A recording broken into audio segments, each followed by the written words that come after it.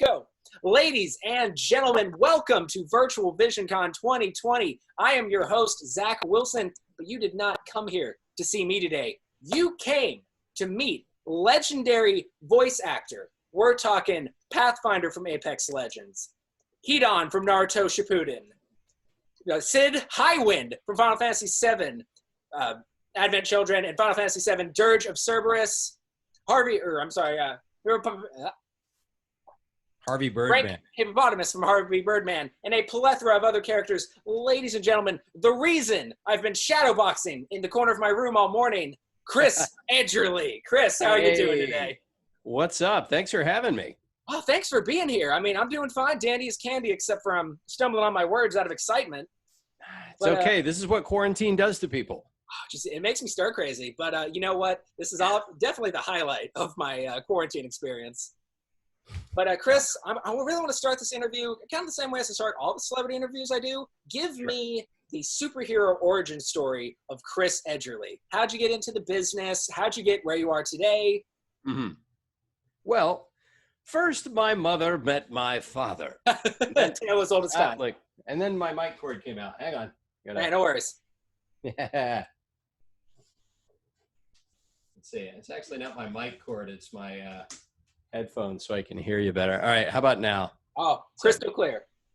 Okay. Yeah. Actually, I don't even know if I need. I tell you what I'll do. I'll go without this, and I'll just pull that out, and I'll go back to hearing you come through my computer. I like that better. Yeah, no worries. See, we don't put on airs here, folks, with the tech. It's just I don't know what the hell I'm doing. Anyway, ever since I was a little kid, I used to make my brothers laugh by doing voices, whatever voices I could think of. And then I found that I could do impressions, and I started writing down on little index cards different celebrities I could impersonate. And then I would do it for my friends, then I would do it for my classmates.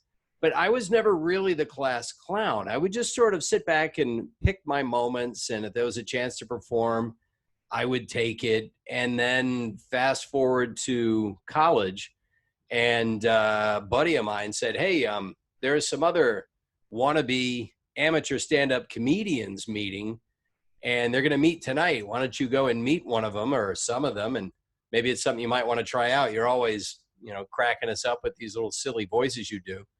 So I met up with some other students that apparently once a month would put on an amateur comedy night. And we just talked over some ideas, and they said, yeah, come on up, do some time tomorrow night. And then the next night I went up and I did time on stage, and pretty much my performing career was launched. And I guess you're kind of bitten by the bug and you just sort of go with it. And I spent the next, I would say, as soon as I got out of college, I spent the next 10 years in stand-up comedy, 10 or 11 years as a professional stand-up comedian.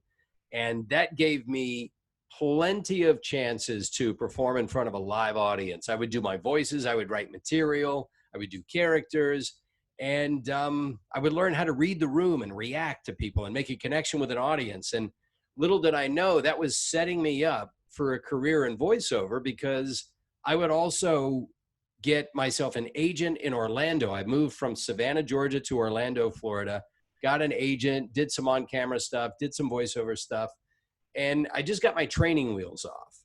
So it's this long circuitous route, but I always kept my eye on the prize, which is I wanted to make sure I made a living in show business, and whatever it took to get there, that's what I would do. I had day jobs and anything I needed to do to pay the bills, but I never stopped working at being a performer.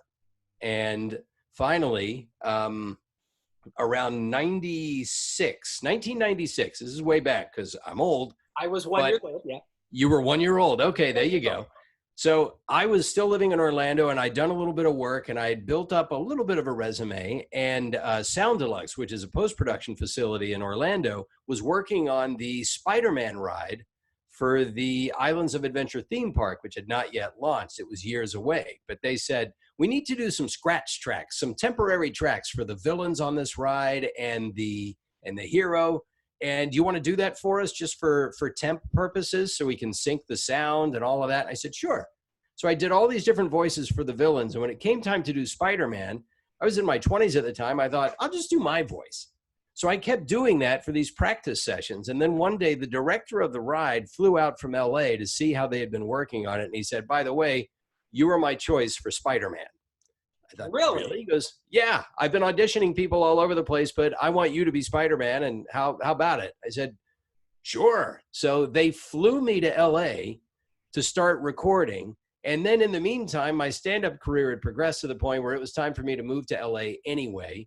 And so all the way up until 1999, I would occasionally do a recording session for the ride. And then in 99, the ride launched.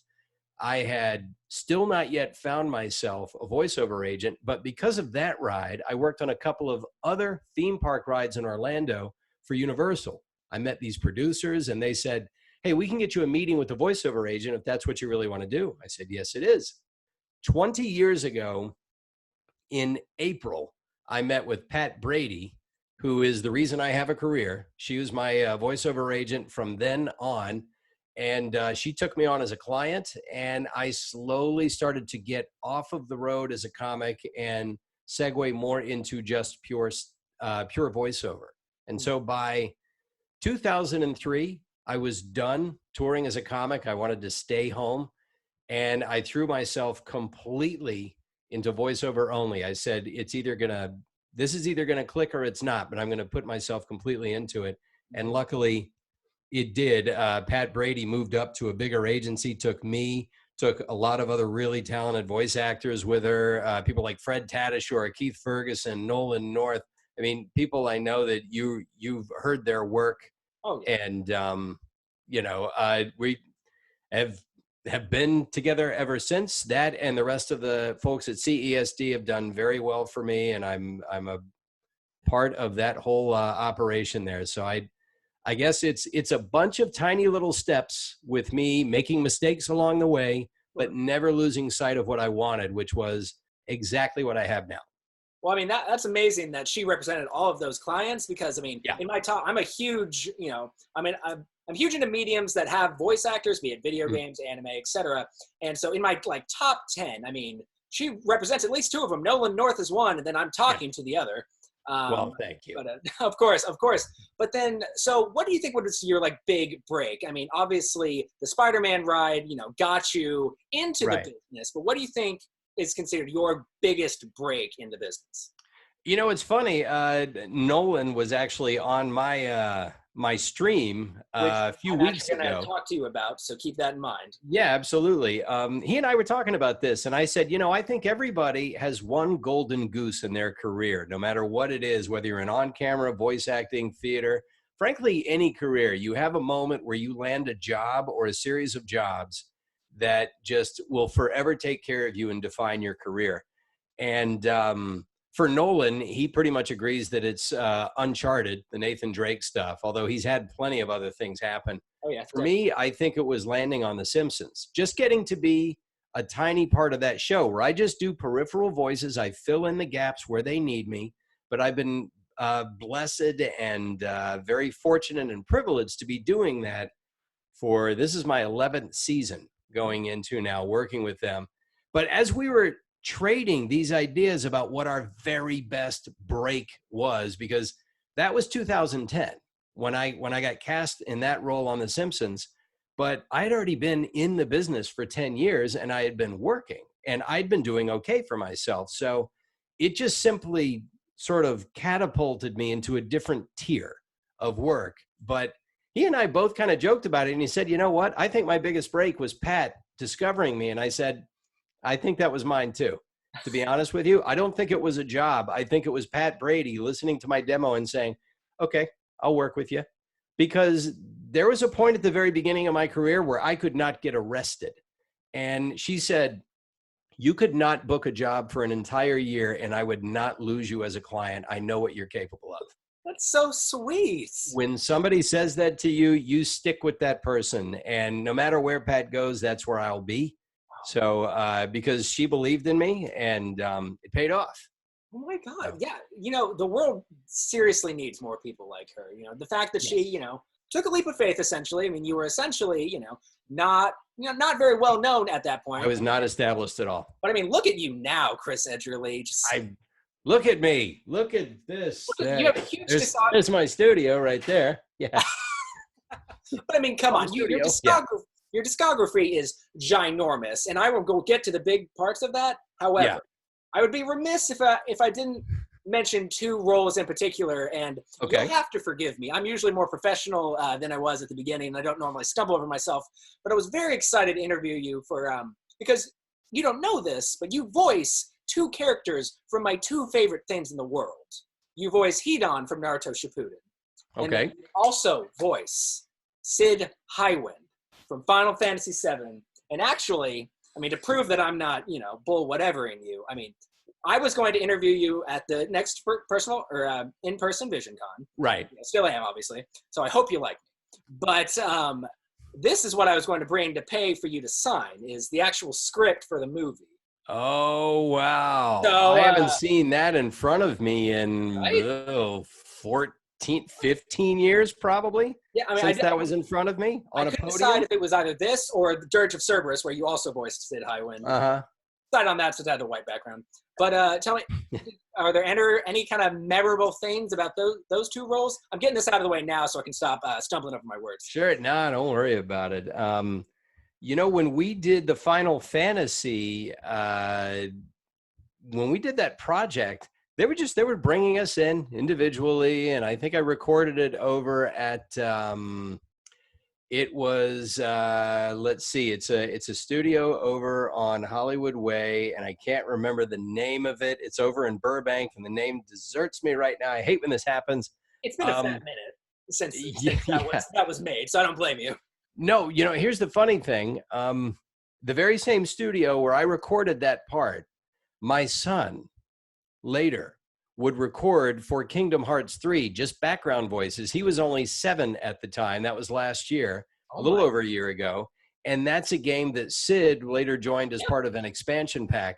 And this is the crazy thing about it, is that I have taken my son, who now officially is a professional voice actor because he does the occasional job and he records his auditions right there, just like I do. I've taken him to studios that I was recording in before I even met his mother, to conjure up a sitcom title, Before I Met Your Mother. Yeah. So that recording session, I was just recording. I did not know much about the project at all. I was aware of the Final Fantasy franchise, but I had never really consumed much of it. I was aware that they had made a big movie a few years before, but other than that, I didn't know much about it. I had gone through the audition like I did anything else. I looked at the copy. I looked at the breakdown of the character. The description said, all right, I think he's a little gruff around the edges, a little southern. I'm going to do him just like this right here. And they loved it. And they would give us these pointers, and I would look at the animation and say, by the way, guys, this animation is unreal, which I'm sure they had been used to hearing all the time. And I said, wow, when's this coming out? And they said, oh, it'll be at this date and time and all that. And I didn't think anything else of it. And I didn't think that 15, 14 years later, people would still talk about that. And now they're remaking it. And it was just so many things that I've done that resonate with people. It was another job that I did that particular week. And it was a chance to work, which I always love. And then I went home and didn't think about it again. And yeah, with Hidan, Naruto, that was the other one, right? Yes, Naruto Shippuden. Yeah, that was basically both of these are obviously these are dubs. These are us dubbing over the Japanese voice actor's original performance, which are amazing performances, by the way. We get a chance to hear what they're doing, and I'm thinking, man, this is pretty intense. I better really bring it here, because people are going to be disappointed if I don't. And that was one I recorded at Studiopolis in Burbank. These are studios not far from each other. And a lot of this, I've been directed by different people, but I think the first few times I did it, Mary McGlynn directed me. And Mary McGlynn and I think Steve Bloom do a lot of conventions together now. Mary's really talented director and actress. And I remember seeing the footage of this animation, and I thought, this is really graphic stuff. Where's this airing? And she said, Disney XD. I said, yeah. Are they aware of this show? And she says, I don't think they are. And so I said, okay. So I have to admit, Hidan is a blast to play, because he is and I have described him as this, absolutely the most reprehensible, vile, evil character I have ever voiced by far, or ever will voice. Oh, There by is a long shot. absolutely nothing redeeming about him. He's just awful. But a character like that, you'd sink your teeth into. Sure. So, And I yeah. mean, like, of all the members of the Akatsuki, I would argue that Hidan is probably the one that's the most reprehensible and the most unredeemable. But man, do you do a good job with it. Oh, thank you. It's not like you can call upon the murderous, horrible, awful parts of yourself that are like Hidan, but you can certainly pretend. And everyone's had a bad day once in a while. So I guess I think maybe when I'm stuck in traffic, pre-pandemic days, sometimes that a little bit of road rage you might feel, you think, all right, maybe I'll save that for Hidan next time I'm at the mic. So yeah. But again, it was another one where I would do these multiple episodes of it. I wouldn't think much of it. And then I found out later that the world of anime has one of the most loyal and passionate fan bases of anything that exists. Oh, So, absolutely. We're a pretty close knit group. But yeah, are there, before I go on to your other roles, are there any in sure. particular, and you might actually voice, or you might actually say the one that I'm about to ask you about, but are there any of the roles that you have done that actually do stick with you that you don't normally just like go home and it's like, hey, it was a job, and then later find out, oh, wow, people love this? Is there one that like really spoke to you? Um, I mean, there are always some that you really hope that they get it the way you have it in your head, and obviously it's out of your hands once that you deliver your performance. But I remember there are two jobs that stick out aside from the daily waking dream that is working on The Simpsons. I'll set that aside in its own category. There are two jobs that stand out of some of the most fun I've ever had recording, and I couldn't wait to see when it aired. And one was doing Nick Diamond and Mills Lane on Celebrity Deathmatch when they Oh, brought that back. The fact that I got to do two characters on that, and then an occasional little celebrity voice match for the show. I had an episode where every episode they would bring in different voice actors for each one. And so for each match, you had two different voice actors voice matching these celebrities. There was an episode where John DiMaggio came in and voice matched Chris Farley. And Chris Farley was fighting Horatio Sanz from SNL, and Carlos Alazraqui was voice matching him. And they made me laugh so hard that I could barely breathe. And later that day, Nolan North came in and did Dwayne Johnson, The Rock. And I thought, this is the greatest job. I get to hang out with people that I think are hysterical. They're paying me for it. And I get to practice my craft. And the other job was Peter Potamus on Harvey Birdman, Attorney at Law, because he's such a way out crazy character. He's so far over the top there. And the way they have him say these things, and they say, hey, don't say things, say ting like that there. And then halfway through the run of the show, they decided, let's not have him have hands. Let's give him hooves. So they just, he went from hands to hooves, or I think it might have been hooves to hands. I can't even remember. But we had so much fun recording that I couldn't wait to see it air. All the jokes they put on there. It's just, those are two shows in particular that made me laugh so hard just recording them. sure. And So like, those stick out. Peter Potamus in specific, actually, I did want to draw on because he's just a perfect example of your just massive range. Because obviously, I knew you. I knew you before when it was announced that I would be the one interviewing you at the in-person VisionCon. I already knew you as Cid Highwind, Hidan, Nick Diamond, and then I later found out you were Pathfinder, which I'm going to get to in a minute. But I did not know you were Peter Potamus, and I watched a fair amount of Harvey Birdman back in the day, and I had no idea that was you. So then when I looked that up and found that out, I was like, there's no way. So I typed up like just an old episode of Harvey Birdman, and I was listening to it, and I was like, I guess. Man, so you're just that talented. Well, it's very kind of you to say, but I got to share a virtual con panel a couple of weeks ago with Nolan, D. Bradley Baker, some other really talented people, Ben Diskin, just to name a few. And one thing Dee said, because they asked us, do you guys ever get noticed? Do you ever get, because of your voice, does anyone ever recognize you? And I said, no, I've never been recognized for anything. Yeah, no, I haven't. I haven't. And because I've just got this sort of middle range voice that doesn't really leap out at you. And I guess I speak the Queen's English pleasantly enough. So I just sort of glide right by your ear and you don't notice it.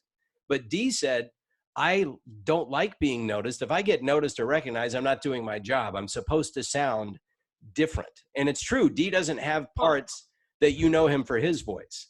In my case, there may come a day where I'm at the supermarket or I'm out like with my kids on the playground. If I get really excited and I say, hey, throw me the ball. Hey, come on over here. And somebody may say, is that Pathfinder? Because Pathfinder is just my voice when I'm really excited. Mm-hmm. So if enough people play the game, then that might happen one day. But for the most part, a lot of the stuff I've done that people know of, I'm not doing my voice per se. I'm changing it up. So I don't expect I'll get noticed. That's actually very interesting. Yeah. Something comes to mind because I interviewed Robbie Rist before this. And I told him a story that kind of fits into this because you actually both did additional voices for Final Fantasy 13 too, correct? I believe you'd have to check the IMDb because sometimes I do these jobs and I just forget that I did them. Sure. Yeah. But I know for a fact that Robbie Rist did, and I believe you did as well. But the reason I know Robbie Rist did is because I was playing the game, I want to say this about a year or two ago, and I was running around, and then I heard a voice that was very familiar, so I passed the NPC that you can't even talk to or anything. He just has like one or two voice lines. And the NPC said the line again. I was like, that's Robbie Rist. Yeah. So I can say that because like I've heard his normal voice so much, whereas you never in a million years would have thought you were Peter Potamus, or if I heard you as one of the like NPC characters in Final Fantasy 13 too, I wouldn't have known because you put emphasis on your normal voice to make these characters' voices, not just use your own voice. So I thought that was interesting. You did, however, bring up a character I really wanted to make sure I got on, and that's Pathfinder from Apex Legends, which is probably where a lot of the people who are watching right now know you from. How'd you get that job? What does Pathfinder mean to you? Pathfinder actually has made a pretty big impact on my life over the last year because I did not know that this game was going to become what it has become. I mean, and I've gotten to the point now where I've got these little, let me find one here. I have these little tchotchkes now that Respawn gives you. And it's like my little light up Pathfinder thing. And what else do I have? I normally don't collect. Well, I mean, I have swag. Everybody has swag from stuff they've done. But this is my little Weta Workshop Pathfinder. And this is my Funko, which I love. So I did not think that was going to become what it became because I've done a lot of video games. I've done over 100 games. And over the last several years, I'd pulled back from doing games to keep my voice kind of in better shape for the animation I was doing because games can get pretty intense. So, but here comes one game and the character they're having me read for, I thought, oh, I'd love to read for this guy. He doesn't scream. There doesn't seem to be dying or anything. There's no really throat ripping noises. And he's just this really cool, happy, excitable, oblivious bit of AI that he's a big robot. He runs around and he shoots things. And I thought, yeah, okay, I'll do that. I'll just do my voice, but extra happy and extra polite and extra proper. And it went from there. And then they would tell me about the game as we were recording. They say, okay, it's a battle royale and you're going to do this, you're going to do that. This is when you ping an object and you describe it. And this is the ring that's closing in on you. And you're running around shooting other teams and squads. And this is going in one ear and out the other. Because I'm thinking, yeah, I'm never going to play this game. I hardly play games at all anymore. I have kids. I'm too busy looking after them. So fast forward to February of last year when the game finally launches. And I'm still not playing it. I'm barely even aware of it. Really? And my brother, who lives in Texas, tells me, hey, you should really play this game. It's a lot of fun. We've been playing it. And a lot of people really like Pathfinder. I don't play them, but people seem to like your character anyway. So I thought, all right, I'll play it. And I'm horrible at it, and I'm still horrible at it. But I thought it would be funny if I posted footage from my Xbox of how bad I was at the game. And people started to sort of pay attention to that. And I thought, wow, people stream their footage live and let people, they'll talk to people and you can interact with people that play the game. I thought, well, that sounds like fun. Which And is before you know it, segue into the yes. Edgecast. Yeah, the Edge Voice Streamcast. That is why this, I mean, obviously I'm a big fan of the game now. I play it a lot. I stream 4 days a week, just Tuesday through Friday, because I still have a very busy life, but I play Apex at least 2 of those days, and I tend to interview someone on one of those days, and then I try out some random game every Tuesday. That's my tryout Tuesday. But I play Apex on those other days, and I jump in with followers on Friday. I jump in with subs. Like the first Friday of every month, I'll jump in with followers and game with them. I'll play with subs of the stream every Friday. And I've gotten to know the other Legends actors pretty well. We all have this text thread that we like to keep up with each other on, especially during the pandemic. And yes, it got me streaming. I'm 50 years old. And I started streaming at 49, and it was because there's this new medium that I was completely oblivious to. And thanks to Pathfinder and Apex, I jumped in. My brother Dave, who is Pappy Dave, is his gamer tag. He creates the graphics for it, and we have this really fun time streaming just a few hours a week, connecting with fans of the game, and just putting out some content on YouTube, just having some fun with it. So it's a great way to create when you're not doing voiceover and connecting with fans. And it's been a completely new chapter in my career that I'm really excited about. And Pathfinder, like as a character, is, I would argue, I definitely didn't know much of the game before I found out that, I was the one interviewing you. So I downloaded it, gave it a shot, no surprise there. I'm usually a JRPG guy, so did not do very well at the game, but I still wanted to. It's a hard game. I'm sorry? It's a hard game. It is definitely a hard game, but one that I can see the appeal to. But so I was asking people that I know who I know play the game, about Pathfinder, because I wanted to have a more knowledgeable route going into this interview, for the in-person interview initially. Right. And then about 2 of my friends, one in particular, nearly shot out of his pants when I told him that I was going to be interviewing the voice of Pathfinder. So, it's a very beloved character, and I can see why. I learned a little bit more about him. And it's very happy-go-lucky, a perfect foil to a game that's all about, killing one another. Yeah.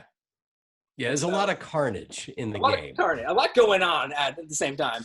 I did want to ask you, you voice a lot of different characters from video games, anime, movies, TV.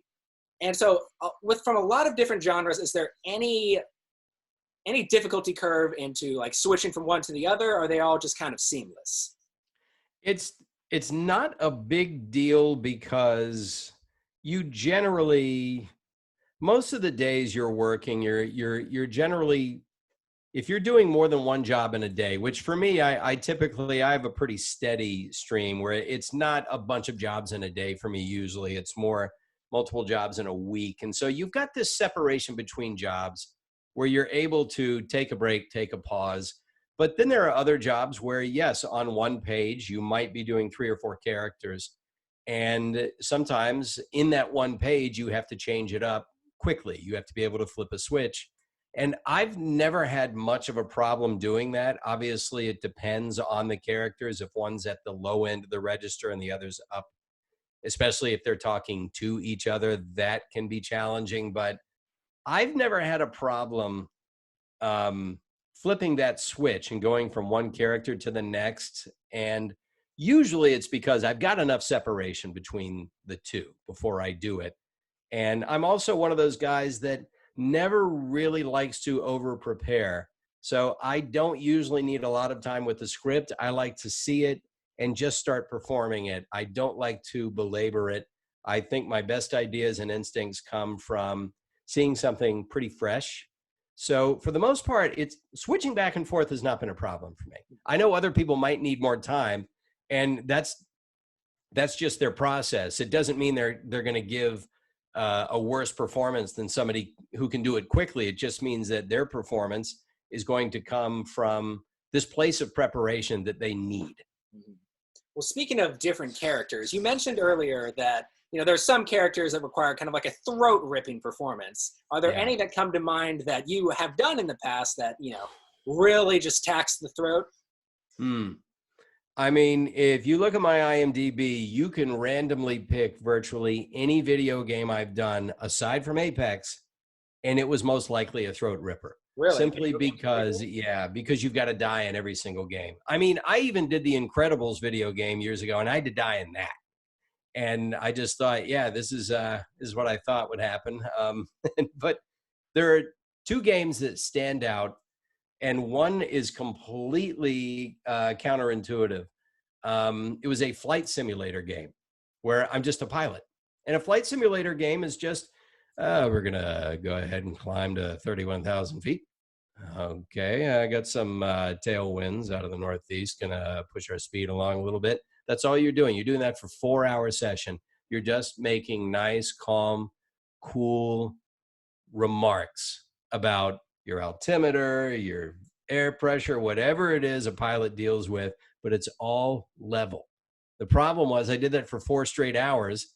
And the next day, I don't know why, I lost my mid-range completely. For the next day, I only had falsetto and I had bass, but my mid-range, it was gone. I thought, what happened? What did I do to myself? This never happened before. So I started guzzling throat coat tea, taking lozenges and all that. And then the next day after that, it was fine. I don't know why. I imagine my breath control was probably just not as good as it should have been. But 4 hours straight of doing only one range, just for some reason, threw a wrench into my vocal cords for a day. And then I was fine. That is nuts. Well, that one snuck up on me, and it's never happened again. And that was 15 years ago. Whereas this other one was also, 14, 15 years ago. I was doing a Lord of the Rings game, and I don't know which one it was. It was a battle-heavy game. And I was doing a bunch of different voices for it, and all of them were dying in battle. And they were shouting directions at me like, okay, you're being shot by a flaming arrow. Go. Give us 3 in a row of that. All right, you're being eaten by an Oliphant. Go. Okay, hacked by a long sword, and boom. Okay, chopped up by an axe, and skewered here. And then it was just hours of that. And after it was it was a 2-hour session. So 1 hour in, my head just started to go. I thought, oh man. And I don't get headaches. I get maybe one headache a year. I just don't get them. And my head started to throb because of all this yelling. And I thought, this is one of those rare times where it actually feels like a job, like it feels like work. And I told myself, I've got another hour of this. You know what I'm going to do? When I walk out of this studio, I'm going to go buy myself something nice.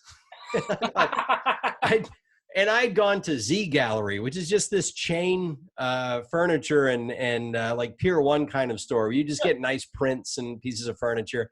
And earlier before the session, I'd gone to Z Gallery and I saw this nice print. It's just this really kind of almost color by numbers painting, oil painting of like a dock and homes on a lake. And it's probably in 1 million homes. But I saw it and I thought, that would look really nice. I like that. And then I went in, and after an hour of my head throbbing, I thought, I'm going to go buy that painting. And I started to cheer up. And then I got through the second hour. And to this day, I have that Z Gallery painting. And it's at the bottom of our stairs. As you come down the stairs, you see that painting. And I say, that's my Lord of the Rings painting. That's my Lord of the Rings painting. Speaking of that, Pride Star commented in and said, Battlefront Middle Earth. That was probably it. Yeah. So when you hear somebody shrieking, being hit by a flaming arrow, that was me preparing to go buy myself a painting. That was my motivation. Okay. That is such a great story. And it also actually kind of perfectly segues into what I was going to say next. So thank you for that. Sure. For people who are just looking to get into voice acting, seasoned veterans, so I'm sure you have a bunch of tips, but I also kind of want to know what they shouldn't do. And a phrase that you used was breath control. How important is breath control, and what can you do to get better at it? Yes. Breath control. Well, breath control is just important in life. I mean, there's that great scene in Karate Kid 2 where Mr. Miyagi teaches Daniel how to hammer a nail.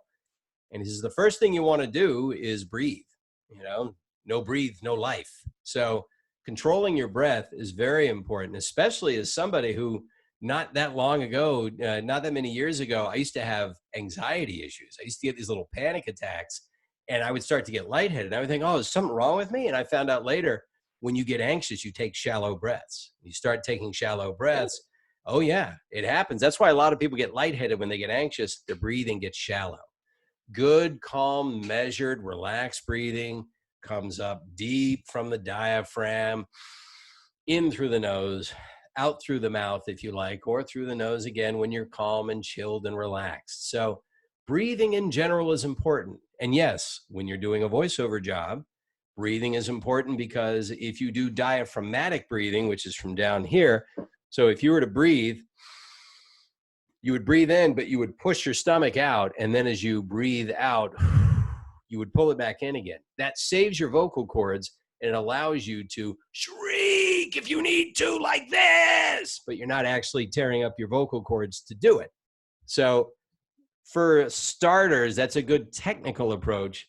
But as far as getting into the business, one piece of advice I would recommend that you follow, that you not do, is don't rush it. There's no rush. Everybody's in a hurry these days, and I understand it because I was young once too, and I couldn't wait to get in there and show them what I could do. But sometimes you're eager, but you're not ready, and there's a difference. Just because you really want to do something doesn't mean that maybe you've had the training you need to show off what your talents are. Maybe you're a little rough around the edges. Maybe you just don't have enough experience. And sometimes you rush it and you only get one chance to make a first impression. And so people rush their demo. They rush the first audition they get. They sort of forget to take the same care with it that would be something that a seasoned pro would take with it. So you want to come off well as far as your ability, as far as your training, as far as your craft. And that means take a little time, get into an acting class, study the people that you admire, study people that you may not know much about, but you see they work a lot. Take a look, do your homework. There's no hurry. Like I said, I'm 50. Last year was the busiest year I've ever had. So, and I've been in this 20 years.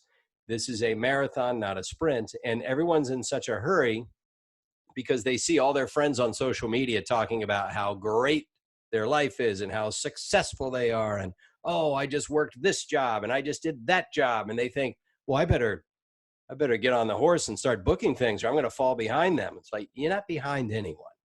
You're right where you need to be. And I would say, take your time, build your skill set. And the upside of it is this is not on camera. Your voice is going to be your voice for a long, long time. Nobody cares what you look like. You don't have to get into it before, oh no, I'm going to age out of this role. Now, Rob Paulson is still doing Teenage Mutant Ninja Turtles, and Rob's in his 60s, and he still sounds fantastic. You take your time, you'll be just fine. Well, you did mention earlier about some remedies to your throat, and then, yeah. I have mine. I do a lot of and like interviews and on stage work, so I have my personal ones. But I'm curious, real quick, if you have any that you would recommend for people that have sore throats due to a lot of talking, be it their job or just out and about. Well, the number one thing is this right here. Don't stop drinking this when you're working, when you're not working. I drink, it must be at least 72 ounces of water a day. There you go. Attaboy. And if you're very active, if you exercise a lot, you want to drink more than that. So I'm drinking 8-9 glasses of water a day minimum. And that's in addition to like maybe the occasional, like a little bit of almond milk I'll have with a little protein in it, stuff like that, just to stay fit. But as far as remedies go, I have this on my Twitch page too. If you go to twitch.theedgevoice.tv, that's my stream page. And I have these buttons you can click that are affiliate links that will take you to Amazon where you can get these. And one of them is obviously Ricola lozenges. If your throat's bothering you, keep it coated and lubricated so there's less friction on your vocal cords. Ricolas are awesome for that. I also am a big believer in throat coat tea. It's really good for you as far as, once again, getting your pipes just to sort of rest and heal. And it just really seems to work for me. And it's got that little bit of licorice flavor to it too that I like. And I've had very good success with that. And another one is one that I recently discovered, and it's called Ninjam Peipakoa. I've memorized it. Ninjam Peipakoa. Okay. Ninjam Peipakoa. I think it's Nin, and then the next word is Jiom, and then the next word is Pei, and then the next word is Pa, and then the next word is Koa. I can't believe I remember that, but yeah, it's a Chinese herbal remedy, and it says you can take it every day, but I don't. I just take it as needed. But this was something I discovered last year. No, it was actually earlier this year in January. I had a couple of jobs that were really important to me. And in one of them, I finished the job, and I saw in their recording studio, they have that little layout of the different things for your throat. And I looked at it and I said, wow, what is this? I've never seen this before. And they said, oh yeah, that's our remedy. We really like this. I thought, okay, I'm going to file that away. The next week, I went to another job in another studio across town. No one knew anyone at either studio. And the director came in. She had a cold. When she came in, she sounded like this. She could barely talk. She took out the exact same herbal remedy. She took a spoonful of it. By the end of the session, she sounded fine. I thought, really? Okay, I'm getting this. I don't care what you call it, what it costs. I'm getting it. And I have it, and I spoon it up whenever I feel like I need it. It tastes kind of like honey with a little bit of medicine in it, but it's actually pretty sweet. I like it. And if I have a cold or anything coming on, I start hitting that stuff. And I also am a big believer in if you've got a cold coming on, start taking, I like to take airborne gummies. So I love those too. Yeah.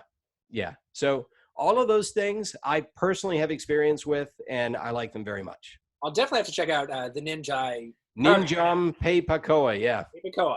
Well, real quick, we're going to go into chat comments real quick, but there's one more thing I wanted to touch. So guys, go ahead and ask your questions in the comments below, and I'll be able to read them. While they do that, I wanted to give you an opportunity. If there's anything you want to plug, I know we talked about your Edgecast, the Streamcast, but where can they find that, and anything else that you want to promote? Right. Okay. You can find me on Twitter at Chris Edgerly. And as far as the Twitch goes, yes, it's twitch.tv, The Edge Voice. It's all just one word. So twitch.tv/The Edge Voice. And then it's called the Edge Voice Streamcast, which you can find pretty easily if you're on Twitch.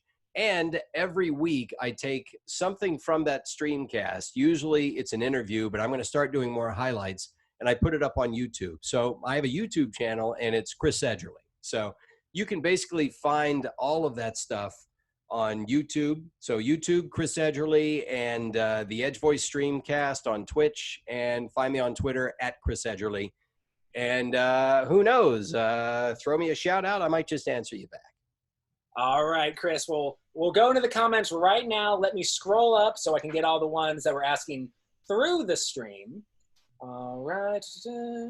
Okay. Who did you die as in the Incredibles video game, if you remember? Oh, I do remember. I was just one of these random security guards around the, when you go to the island, when you go to No Man is an Island, I'm one of the security guards that's trying to fight off the Incredibles. And it was somewhere around like the monorail. And it was probably based on a scene from the movie where the monorail crashes and these guys get like obliterated by it. So I remember it was right around that little area there. So if you're in the No Man is an Island sequence and you're inside the like the secret lair and all that, if you like blow away one of the security guards, that's probably me. All right. Let me go to okay. As a veteran voice actor, do you take people under your wing to kind of train them or help out in breaking out in the business, kind of like a mentorship? I don't know if I've ever actually mentored anybody, but I have offered advice to anyone who asks. And a lot of my advice consists of me telling them, go to D. Bradley Baker's website, iwanttobeavoiceactor.com, because Dee has thrown a lot of time and effort into basically answering every conceivable question a person could have about getting into voiceover and about conducting yourself as a voice actor, about curating your career, about the kind of training you might need, about misconceptions and myths and fairy tales that exist in the world of voiceover to people who are outside of it, who think that, oh, it must be like this when it's not. So I've given advice whenever asked. And a lot of times I've just told people, let me save you a lot of time. Go to that website and you're going to learn a lot. Your one-stop shop for all things. Exactly. A lot of people are saying some of their favorite roles that they've had you in. Tony says Hidan is also his favorite character. And he was asking, how did you land that role? Hidan? Mm-hmm. You know, I don't know if I ever actually auditioned for it. I tell you, I cannot say for sure if I auditioned for it. It's entirely possible. If you ever have Mary McGlynn on VisionCon, you should ask her this because she'd probably know more. I almost get the feeling that she just kind of figured, Chris Edgerly can do this. Let's, I'm just going to have him come in and do it. Because I don't remember auditioning for it. I just remember her saying, yeah, this guy's kind of a smart ass. And he's got this kind of voice where he gets kind of angry and he just sort of blows up. But otherwise, he just sounds like this and, laid back but intense. She thought, yeah, Chris can do that. So I could be wrong, but I don't remember an audition. I mean, if that's how it went, I mean, she was definitely right in that assumption. I'm very happy that she thought that. Well, our VisionCon representatives are also posting all of those links that you've mentioned in the chat. Okay. We'll also post all of them attached to this video when it's edited and everything, and as well as just separate posts as well. A question I had, and this was less for, and I know we're about out of time, so this might be the last question, but this is kind of for more, not so much the Chris Edgerly, the voice actor, more for Chris Edgerly, the person. What do you like to do kind of outside of voice acting? Just kind of when you're not voice acting and putting life into these larger than life characters, what do you like to do? Well, when I'm not voice acting, there's the stream. So that's Tuesday through Friday. I'm doing that. I generally stream a couple hours at a time. And then there's some post-production involved with that. So I'm editing the content into stuff that you can enjoy on YouTube. And then I tell myself this, and my wife and I talk about this too. I'm a husband, I'm a father, I'm a voice actor, I'm a streamer. And then beyond that, there's whatever else I have time for. And so the family is very important. And it's really important now that we're all sort of stuck in the same place together. But I tend to spend time with my wife and kids because I just, when the day takes shape, and one day maybe we'll get back to this, hopefully sooner than later, but it's really about getting up when the kids need to get up, getting them ready for their day, making sure that they're getting their schoolwork done. And then if I have a job booked, I slip into the studio here and I get that done. If I'm streaming, I do that. The only time I have for things outside of that is time for fitness. So I work out 5 days a week and it's just body weight stuff, just calisthenics. I don't do weights or anything like that. So I can do it all at home. I like to get outside and stretch my legs whenever I can. And now I just do it with a mask. Please wear a mask if you're out, people. Be smart. And otherwise, frankly, my wife and I might have 2 hours at the end of the day to ourselves just to hang out and be around each other and have adult conversations. So honestly, outside of exercising and being with my wife and my kids, I don't have time for anything else. And I'm not unhappy about that. Like I might miss a show that I really want to watch, but other than that, no, this is exactly the life I want. And so, yeah, it's my works are my hobbies because I love them that much. Well, I mean, that as sweet as that was, I mean, the fitness thing definitely shows because I don't know. I've seen you in like other interviews, and everything that other people have done, vicariously watched, but like being face to face with it. Well, I mean, screen to screen with you. I mean, yeah, screen to you're screen. more jacked than I thought you'd be. Well, that's just the angle. I think if I were to turn another way, maybe I wouldn't look. I don't know. It's the shirt. I have it cut just a certain way. There was one more thing I wanted to plug for you before we left here. Chris Clover of Clover Talent Booking has actually put together. Clover Talent Booking. I'm sorry. I was going to tell you to do that too. Yeah. Oh, yes. He has put together an online store for all of the guests, or for most of the guests that have been here today. So if you guys want to get autographed items from any of these guests, go to the link. I believe Elizabeth will post it right now, or at least soon. Yeah. And we got these Funkos here too that I'll sign. And other guests as well that haven't been on the stream, like they'll be there as well. So make sure to go buy those as well. Chris, thank you so much for tuning in with us and spending some time with us. And any final thoughts before we sign off?